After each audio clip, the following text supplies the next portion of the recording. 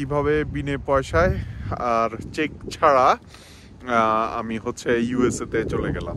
আসসালামু আলাইকুম, আশা করি আপনারা সবাই ভালো আছেন। আর এই মুহূর্তে আছি আমি কানাডার আমেরিকার বর্ডারে। আমার পেছনেই দেখতে পাচ্ছেন একটা সাদা পিলার দেওয়া আছে। তো আজকে আপনাদেরকে দেখাবো আমি কিভাবে বিনে পয়সায় আর চেক ছাড়া আমি ইউএসএ তে চলে গেলাম। তো আসুন আপনাদেরকে এই বর্ডারটার পিলারটা দেখাই।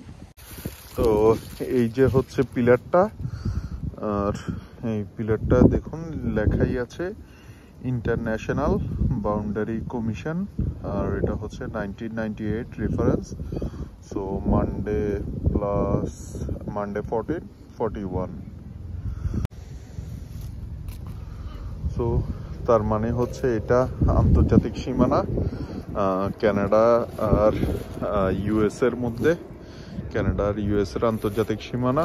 তো আমি এখন কানাডাতে আছি, আর এই যে পিলারটা পার হয়ে আমি ইউএসএ তে চলে আসলাম। তো এটাই ছিল আপনাদেরকে দেখানোর জন্য।